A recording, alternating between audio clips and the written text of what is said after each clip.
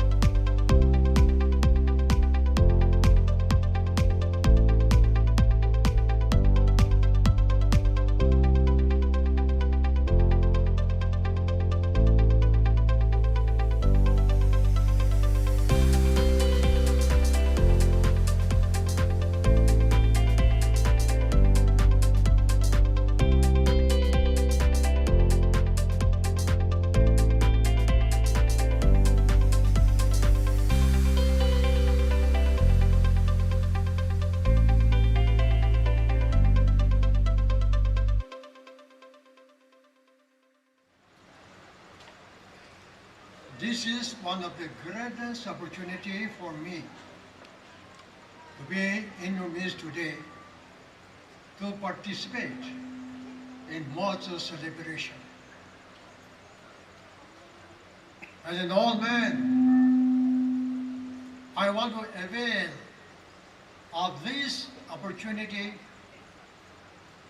to speak out my mind of the kind of Nagaland we should have and the kind of Nagaland we are in and the Nagaland that we have had.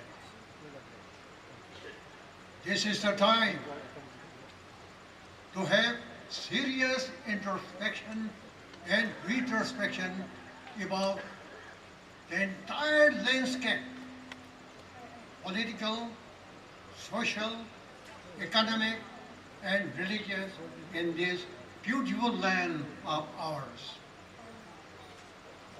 I had no hesitation to state categorically that Nagaland, the hills of this corner of India, inhabited by the Nagas, was chosen by the Almighty for his own purpose.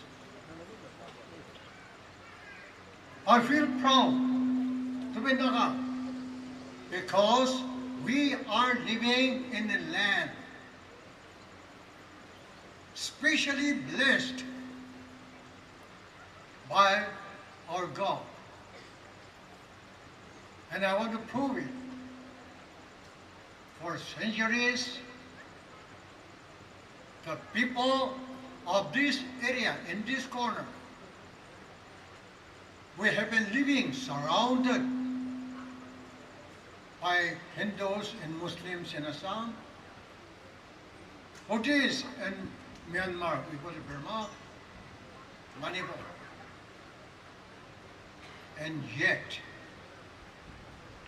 during all these years,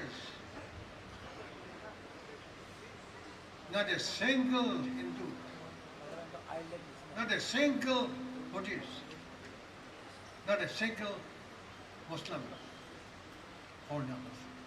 Why? Why is it? When did it go to the Southeast Asian countries to spread Buddhism?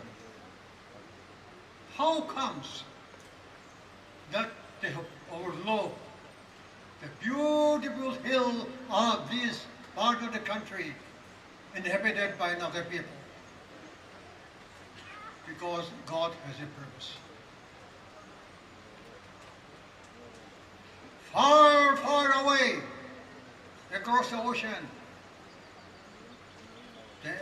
American Baptists.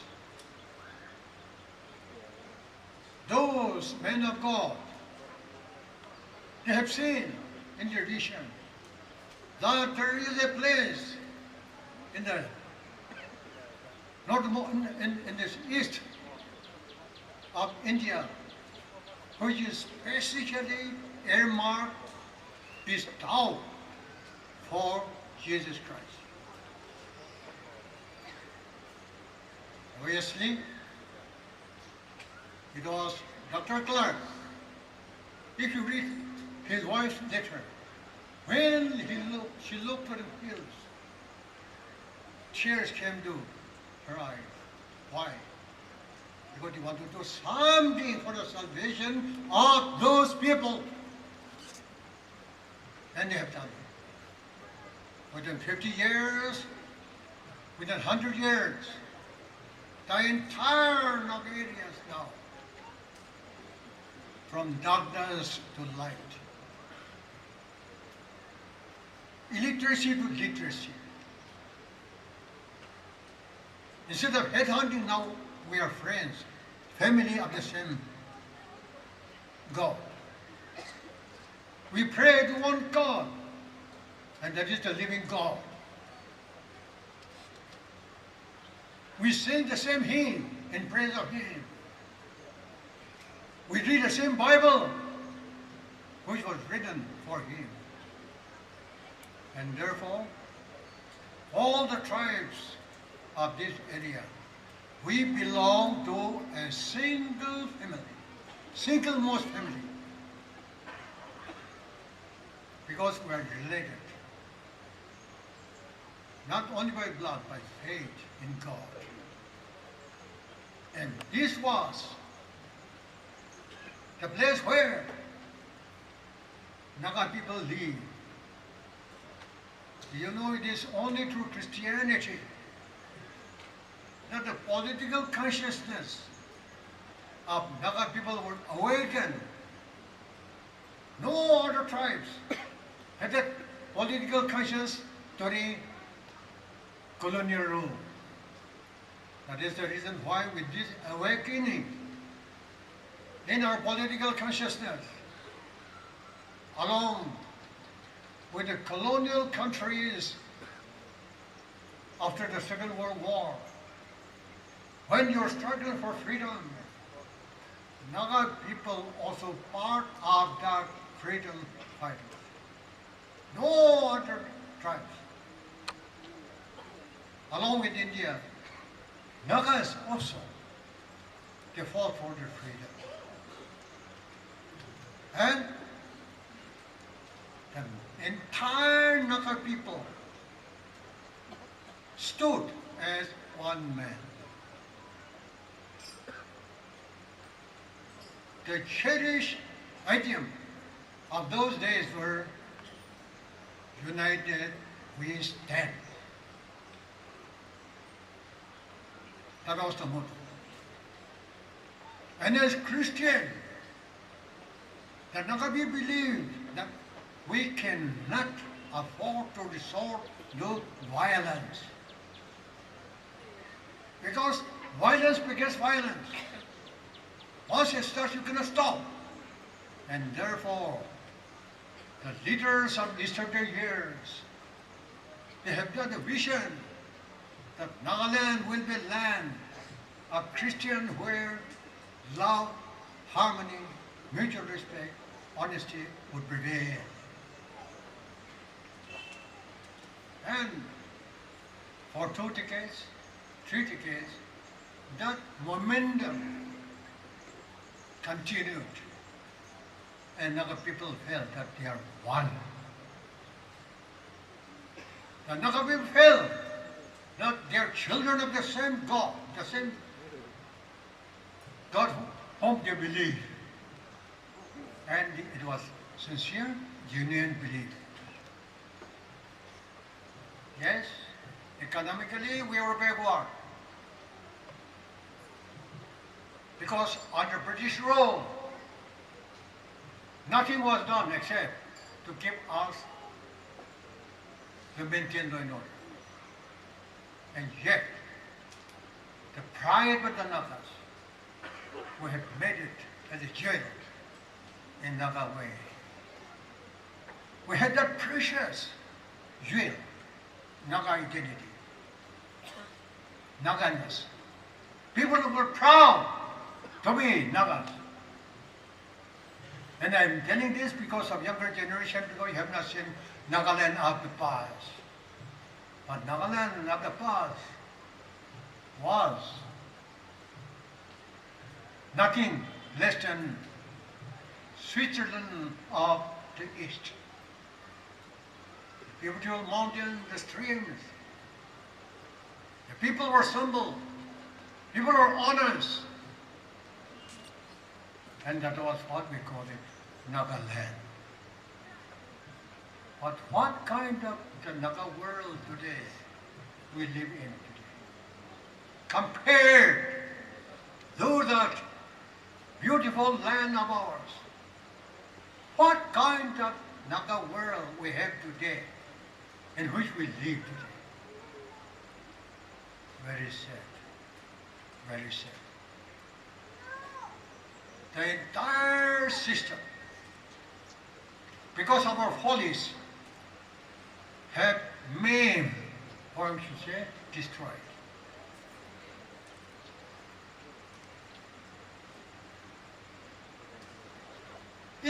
Egoism has dominated the thinking of Naga people. Tribalism, again, showing their ugly heads to divide Naga people. Instead of adhering steadfastly to the English proverb, united we stand. But today, people cherish that divided we fall. No pain. That is why Nagaland is called the land of factions, the land of groups, and the land of divisions. Then where is the life for Naga people if we are divided like this? If you see the political landscape, in the past people gave their life. They sacrificed. They had commitment. They have dedication. And they have got the spirit of sacrifice. When they moved from village to village, it was on foot, wearing a tractor. Fizo has never owned any vehicle, any house, nor Ingomaran, nor Kaito, nor Sakato, nor Jerumo. They have never owned. But they gave their all for the country, for the people. And in a moment, whether it is freedom moment or other moment, the people follow them. But in our case, it is very strange that we have already created our own small domain and designated as Prime Minister, President, Commander-in-Chief, so many Commander-in-Chief, so many Prime Ministers, so many Presidents. Then, where is the sovereignty? Where is the politics?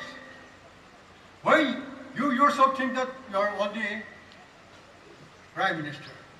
Then what kind of politics we are talking about? I also confused. What kind of politics we are playing in this Nagaland? When you yourself is the Prime Minister, you are a President, Commander-in-Chief, then what kind of freedom you are asking for?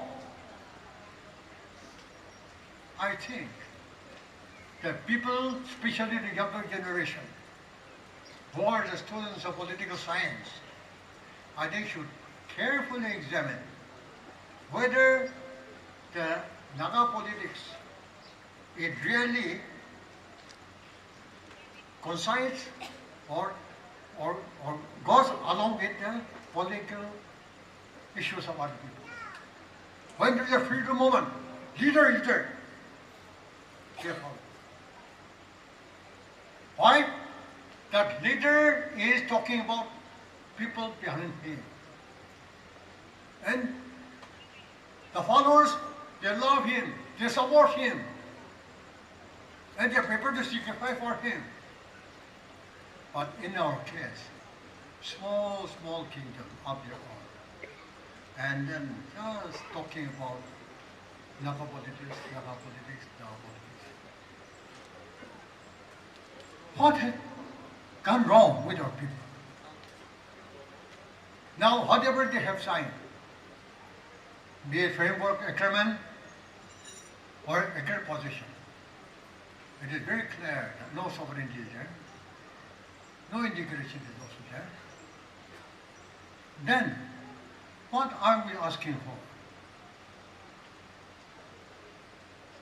Are we still repeating that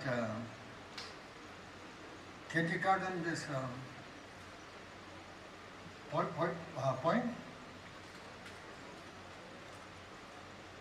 Little star, how I wonder what you are above the sky, so high. We wonder. So we have brought our political ideology to that level. Very strange. And therefore, this is the time that instead of criticizing among ourselves, why not we have thorough introspection, retrospection among ourselves? And let us not use you, but only we. All the follies by us. All the mistakes by us. Don't try to paint fingers on others. Then what is the remedy?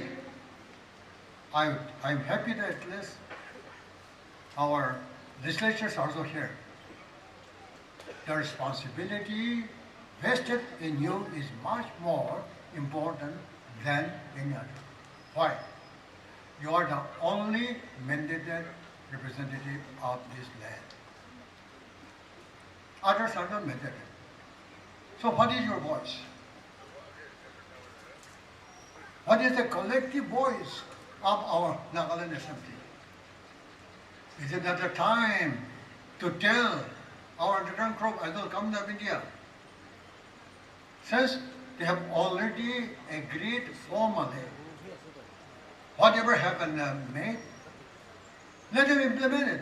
Why should you waste so much of time only in analyzing what is flag, what is constitution, what is shared sovereignty? These are now irrelevant under present circumstances. So that is one which I would like to draw your attention. Secondly, the changes in the country. I think it requires a very critical examination. The fast changing political landscape in the country, in their thinking, in their action, what kind of India would it be? During our time in the 60s, in Parliament, whether it is opposition or third bench, they used to talk about the country, international issues, country's problem. But today, I don't find that none of the leaders they are talking about national issues. Only quarreling. And this disease has affected us also. Nagas are also only quarreling. So should we swim along with this current, or we should maintain our own current of unity. I think that is the greatest challenge for Naga people to seriously consider whether they want to be a people with separate identity. And we have two identities, Naga identity and Christian identity. I always feel that we should not bother so much about this RSS. If we are strong, if we could withstand for 1,000 years to be Naga, to be Christian, should we be afraid of those people? If you are strong, no one will touch. Because this is a place which is selected by God for His own purpose. Mind you. Yes, we may be a weak Christian, and yet God is not weak like that. Nagas are chosen people. And be proud. We are not blowing our own trumpet, no. God has given that. Since all of you are too young, many wars were faced, but Nagaland was always spared. Even Second World War, nothing except Korea.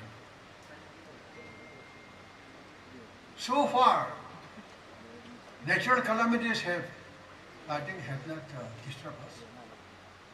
Nothing has disturbed us. Isn't that the blessings of God? Because it is a place where our own God would like to have abode. For what? For a purpose. And in order to fulfill that purpose, it is entirely up to the Naga people. And that we can do it. Number one, let us foster the spirit of oneness. Let us foster the spirit of reconciliation. Let us foster the spirit of unity among us. Forgive and forget. And I was going through a dictionary. What do you mean by this polarization? They say all the contradictory, even these issues. One will be black, red, white. They come together because of circumstances. Today we have so many factions, so many groups, but we are compelled to polarize into one group as Naga group. And this is the time. Let us not lose the time, because the events may overtake us. It's changing very fast. And therefore, whether it is Nagaland Assembly, or civil societies, or churches, I think we should polarize the different elements which is disturbing the unity of Naga society into one. Once it is polarized, I am very certain that Nagas will have solution, Nagas will have peace, and Nagas will definitely rise again. Because this is a place chosen by God, and this will be one of the jewels of this great country. Because our younger generation, their dynamism, their vision, their lifestyle is quite different than us. And we're talking about the future. When this mobile goes wrong, I asked my grandson how to correct it, take care of it. And we are talking about those people. So let us not be obsessed by the past. But those younger generation who can teach us now in technical things, we are, as leaders, we are trying to design the future of Nagaland for those people, not for us. So let us open up our mind, let us open up our ideas, and let us, I think, increase our horizon of vision. Otherwise, talking only about the past will not help Nagaland. And we cannot afford to make Nagaland dwarf. I had the opportunity to serve in many important states in the country. There's competitiveness, determination, hard work, endurance. Let us imbibe that spirit with us so that Nagaland can shine. Thank you.